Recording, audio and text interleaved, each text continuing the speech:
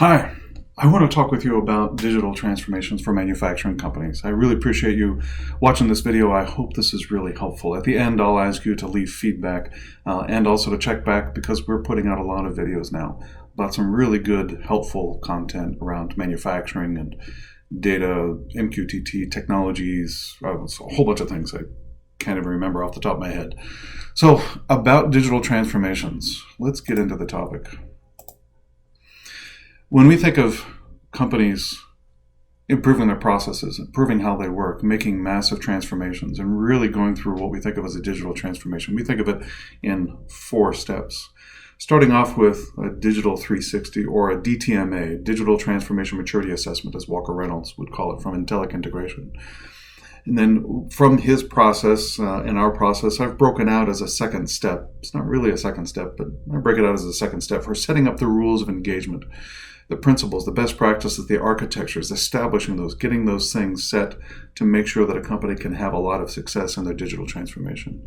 Then they get into a pilot project, execute the small, low complex, low cost, high value project to prove the ideas, get the architectures and ideas in place, and then prove the value. And if the value is proven, then really scale up from there. And then step 4, really scale up from there.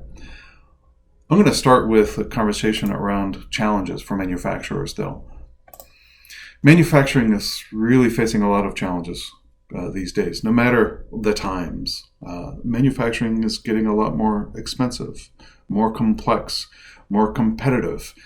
If workforce is people to work in the plant is becoming much more difficult or hard to come by.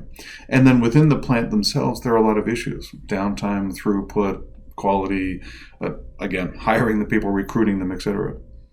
The question, of course, is how do you solve these challenges? And the natural answer, of course, for us, because we're doing this video, is data.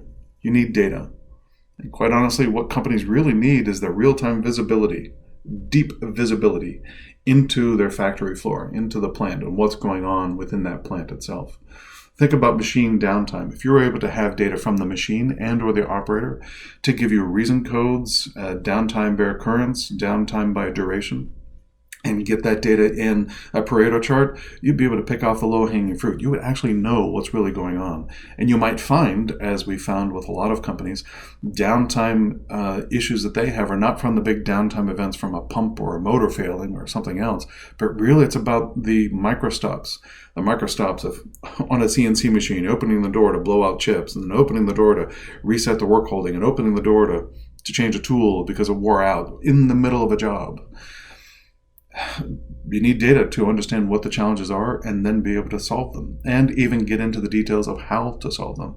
Think about quality. If you could have data about the measurements of quality by the operator as soon as the part comes out of the machine, rather than every 100 parts further down the line, or have the machine give you measurements on quality, then you'll be able to figure out whether your tools are wearing too much or not, and then figure out when you need to change a tool ahead of time so that you have less scrap, less rework, and then that enables you to save money, save expenses on raw materials, and get more done as opposed to reworking products.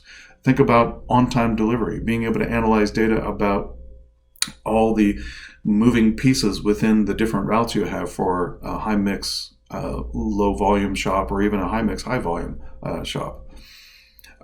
Think about how you could improve your routes and better predict when parts or jobs are going to be done. Think about recruiting. Think about the employee of the future. People today, young people, have been born with a device in their hand. I think about my son and the fact that he was almost born with a device in his hand. He's almost 9 now, and he loves baseball and loves to look at scores and teams and predict. And he's not quite using statistics to actually do it, but he loves to pretend as though he's actually predicting the outcomes of games and seasons as well.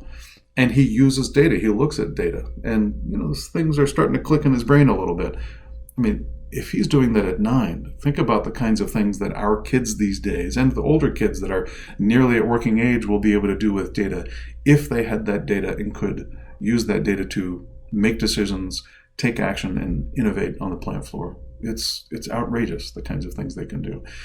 And if you were to have data, you can really start to drive the revenue and profit of companies and even the valuations. Let's dig in a little bit deeper into some of the aspects of the value of data. You're of course going to be able to do lots of research on case studies online and get a lot of great results very quickly. And we have any number of case studies as well around the success of projects and the fact that they're successful because they really help companies use data. There's lots of research too. One research study I'll pull out is that research shows that analytics pays back $13.01. Curious that 1 cent, where that came from. $13.01 for every dollar spent. Well, that $13.01 sounds like a lot to me. I'm a little suspect of that study, but still, even so, if we're even half that, that's an enormous payoff for being able to have analytics, to be able to get that data, become a data-driven organization, and get that real-time visibility into what's going on the plant floor. Think about the companies that are out there today that have the highest valuations publicly. They're data companies. Even Tesla, who creates a physical product, cars and other products, they're a data company. They're a truly data-driven company. And think about a lot of what's going on in industry as well. And Bruce Sinclair, a good friend of Ectobox, what he's doing today. He was a great thought leader many years ago around IoT, Internet of Things. Wrote a book, IoT Inc., great book, definitely recommend you read it. Then he started to get into working for private equity firms and found that what they needed to do, what they wanted to do, was to fund digital transformations within the companies that they would purchase. And the reason that they wanted to do that is because the companies would become data-driven companies. They would have more and better data to drive immediate real-time decision-making, or to get real-time awareness about what's going on in the company, and then get to be able to make valuable decisions on what's going on. And ultimately, it's the purpose of a private equity company, is to improve the valuation of the company so that they could sell at a high multiple and make lots of money and then go have fun.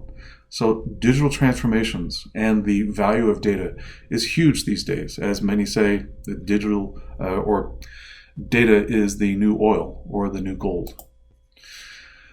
Let's think of it in terms of manufacturing a little bit more deeply.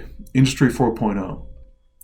Industry 3.0, Industrial Revolution, it really was about getting computers in the plants and automating manufacturing processes.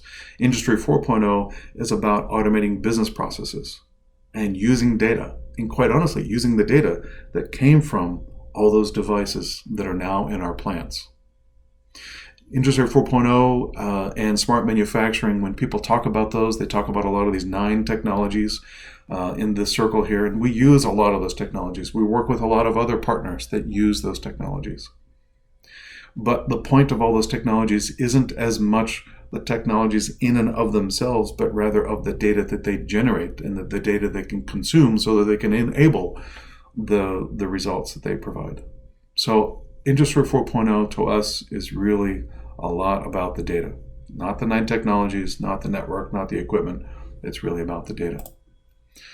But let's look inward a little bit now. Do you have the right data? Where is most of your data? Probably at the ERP, at the top of the organization. Sales, strategy, planning, production, scheduling, accounting, all those kinds of activities, inventory. But when you think about lower levels of the organization and the plant floor, do you have data about what's going on in there? Or what form of the data do you have? Oh, probably pieces of paper, spreadsheets, etc. Small siloed data systems, little CMMS over here that's not connected to anything, a small access database over there. And then you have lots of PLCs at the bottom of the organization, let's say the bottom, at the plant floor, within the control systems, within the robots. Do you have access to that data? Maybe a little bit. But is it real-time access? And do you have access to all of that data? And is that data connected to the other systems so you know what's going on? Have that real-time visibility into the plant floor? And probably not. And then there's a lot of data in people's heads too. So how much of that data is available real-time? we'd be lucky if we were 5 or 10%, I think. So I organize the plant in 3 levels, in 3 layers, let's say. And the analogy I like to use, because it's a delicious analogy, is the 3-layer cake. And my favorite delicious analogy is the carrot cake with the cream cheese icing, because that's the best icing ever. No argument there. The business unit, the enterprise, that's where the ERP system is. Plant floor, down at the bottom, the first layer of the cake, the primary, the foundational layer of the cake. But what's holding it all together? Typically, these days, it's pieces of paper and Excel systems. Some companies will have MES systems and other systems, but even then, they're kind of discretely connected to multiple systems, and it's kind of a spaghetti mess. This middle layer is the place where a lot of the work really needs to happen within this MES, manufacturing execution system, to get rid of the pieces of paper, get rid of the spreadsheets, and really connect the systems together. The Holy Grail, and using words, terms, phrases, and ideas from Walker Reynolds of Intellic Integration, a great thought leader in this area. The Holy Grail is that everything and everyone should be plugged into the network. The layers of the business are connected, integrated, and operate based on the data and information from all the other layers. And that the stakeholders know in real time the current state and the future state of the business. I think of it also with another definition: becoming a data-driven company. You need a single version of the truth, availability of the data and tools to work with that data, broad access to the data. People need to understand how to use that data, and then most importantly, they need to be enabled to make decisions and take action based on that data. They need to be able to innovate on that data. That's a data-driven company. So really, that's what we're talking about: helping companies recognize they have data, recognize the value of the data, and then to be able to use that data and become a data-driven organization and connect it all together. Not just oh yes, our ERP system, its data is valuable, let's use that. No, there's a lot more. So we need to get down to the plant floor and get that data and understand what's going on. But when you think about where you're at and where you want to go to become a data-driven company, assuming you're not, and great majority of companies out there are not, we'd be lucky to say if they're 5 or 10% that are. We really are talking about moving from the manual data systems to fully connected, moving from that Industry 3.0 to which is automated machines with PLCs, etc., to moving to Industry 4.0, which is automating the business processes with that data. That's a digital transformation. Transformation is a change, and it's going to be a digital one. But when we talk about these digital transformations, let's think about a couple statistics. And this one comes again from Walker Reynolds. Kudos to him and all the fantastic content he puts out there. They did, I think it was an informal study about the companies that would go out of business at each of the Industrial Revolution transitions from Industry 1 to 2. Industrial Revolution 2 to 3, etc. And it turns out apparently that 11 out of 12 companies would fail.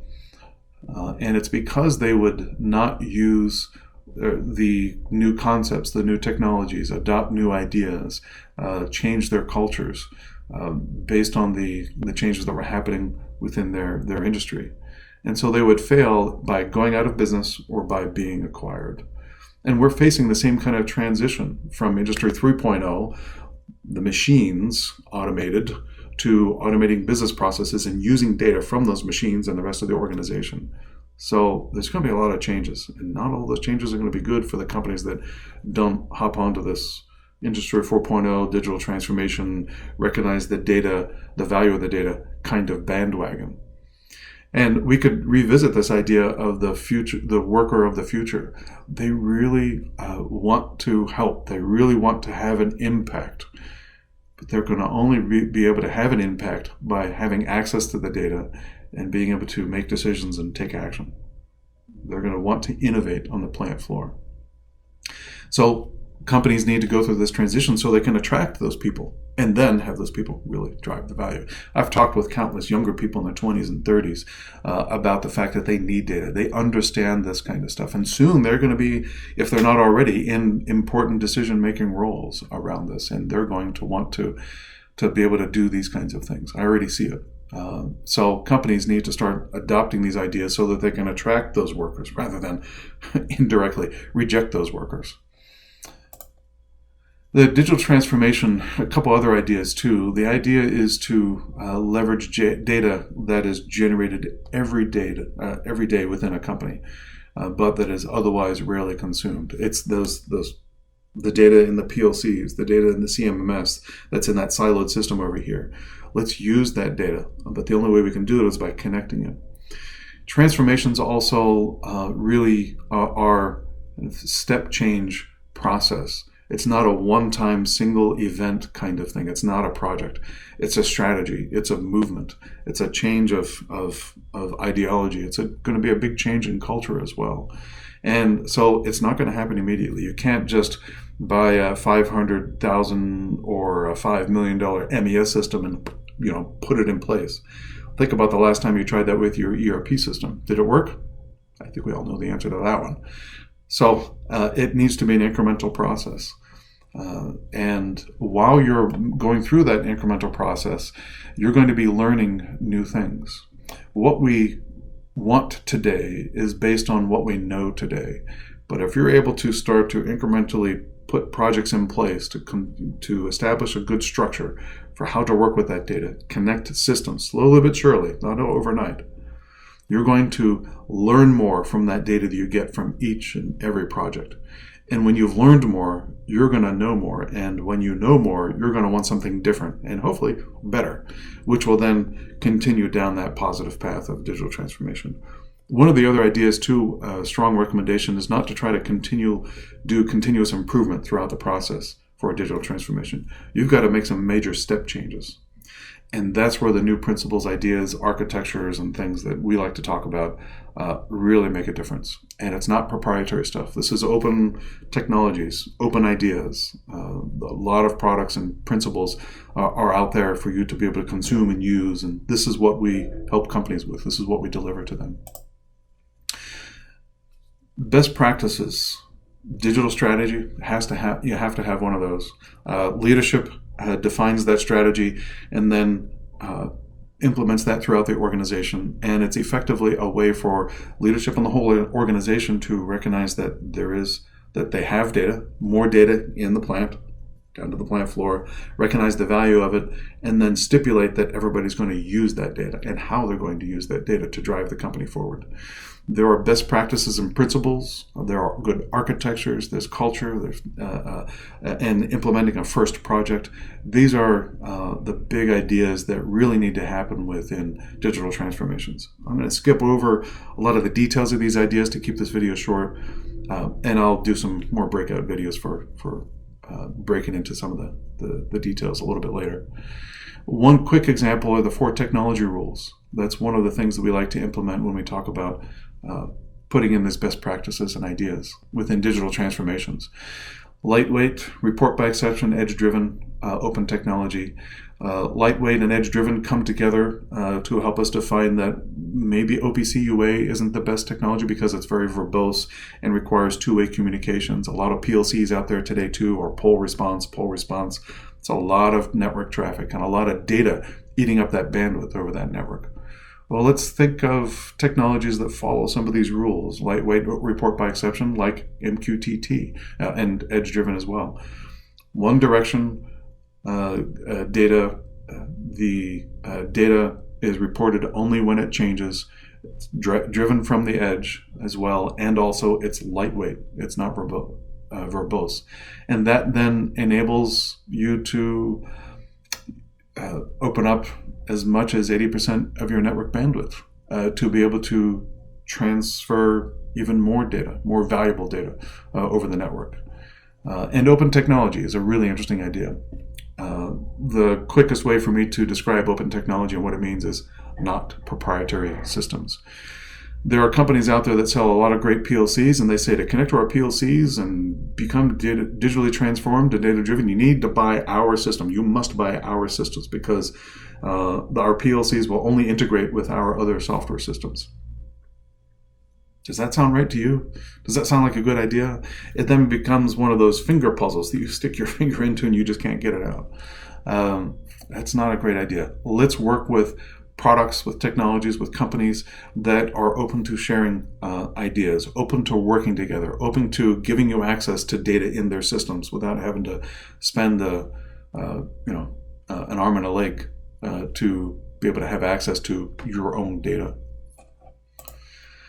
There are also some good examples of digital strategies. I'll dig into some more of those details another time in another video, but suffice it to say, these are examples for the kinds of strategies that companies should establish from the leadership and then push down through the organization so that the companies recognize that they have a lot of valuable data, that they can use that data, enable people to use the data, and then enable them to do it. Also, the ideas around digital architectures and how companies should be setting up the structures of data in their systems. Let's visit this just real quick by looking at the ISA 95 diagram. ISA is an international standards organization that defines not regulatory standards, but rather best practices within industry. And 95 defines, among other things, how data and activities are organized within a company, levels 1 through level 4 here. And typically when we think about those levels, companies will have discrete connections between each of those systems. And when you want to make a change to any one of those systems, it becomes very difficult and very expensive to make those changes because you have to disconnect so many different pieces coming from so many different places, and then it becomes next to impossible, and forget it, we'll just do it later. There are no standards to the data. And the fact that this interconnectedness has become very difficult to work with, companies will say, screw it, we're just going to, even individuals or departments will say, screw it, I'm going to set up my own silo of data over here just so I can do my thing. And that data will never see the light of day within the rest of the organization. And nobody knows that that data is there, and it could actually be valuable for somebody else. And data continues then to be trapped in the plant floor, in the PLCs, in the machines, etc. And this is what one of our good friends from the Digital Foundry, Vince Petrelli, calls the hidden factory, which is a really good idea. It's a really good phrase. Data is hidden in the bottom of the organization, in the foundation of the organization, and that data is hugely, hugely valuable. So why not apply some of these ideas about a data-driven organization, a single version of the truth, a data hub, and let's then look at how we can connect data from all these systems into that single version of the truth and publish data into that single version of the truth so that everybody has access to it. So that if anybody wants the data from the PLC, like let's say the CMMS wants that data, then PLC can publish it to the data hub. The MES can subscribe to that data, pull it out, use that data and other values, and then actually maybe calculate OEE, and what then the MES can publish the OEE calculation back into the data hub so that the ERP or some business intelligence tool or analytics or AI or ML machine learning system can have it in the cloud to really work with it. And this job of organizing or of creating this interconnected system and making it much more scalable and flexible becomes even better if we organize the data. A lot of companies are trying to create interconnected systems, but they don't have any sense of how the data is organized. If they were to start to use ideas, again, borrowed from ISA 95, like the unified namespace, and organize the data into the enterprise site, area, line, and cell, then that data is easy to find and easy to work with. Across the organization, there are standards set to be able to create these really smoothly working interconnected systems. And then it's easier to pull the data out and drive a lot of value from it. Once you start to adopt a lot of these ideas, you can get into situations like this. And this is a modified version of a company that we're working with where we're going to be monitoring 2 tanks as a pilot project. And those 2 tanks are going to connect to a PLC. The PLC is then going to publish data to a data broker. We're going to implement the unified namespace into that data broker, and we're using MQTT Sparkplug B specification. Underline Sparkplug B. We'll talk about it later. And then we're going to publish the data to Canary, the Canary historian, with a really nice, easy-to-use visualization tool. That's our pilot project to prove value. Can we monitor the quality of the product in those tanks and give real-time data to people to understand what's going on within the plants, or excuse me, within the tanks? And then once that value is proven, then all we do is add 2 more tanks and 2 more tanks and 2 more tanks to that same PLC. Connect up the sensors, connect to that same PLC or another PLC.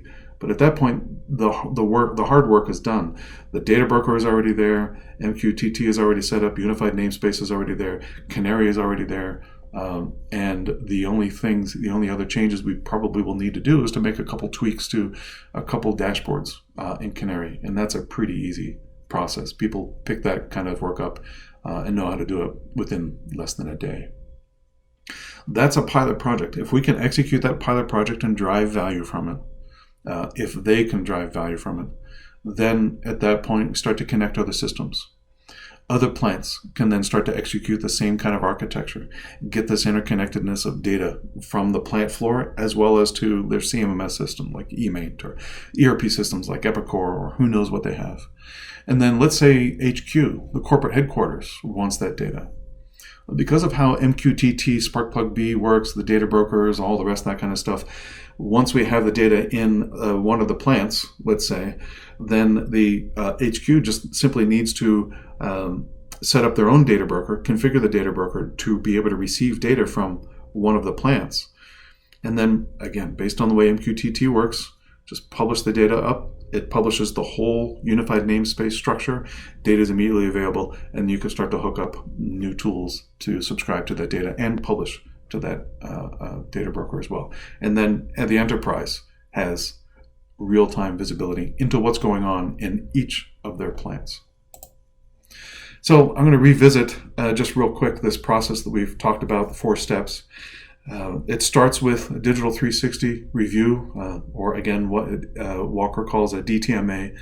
And that's a process where we work with companies to understand where they're at, where they want to go, talking with a bunch of departments, doing a 23-point assessment with them. And then we end up defining a roadmap, define a pilot project, work with them to define the digital strategy, and start to talk about those principles, values, best practices, etc., to implement those. Then, as I've said before, I broke out as a second step, then we help the companies start to implement, to understand and implement all these other kinds of ideas, architectures, rules, principles, etc. And then the third step is to move into the pilot.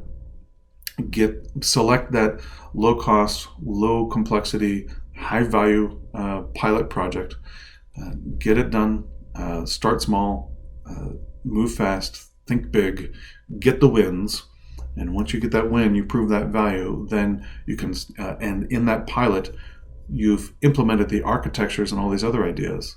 At that point, then you can start to scale up by solving more and more business problems throughout the organization.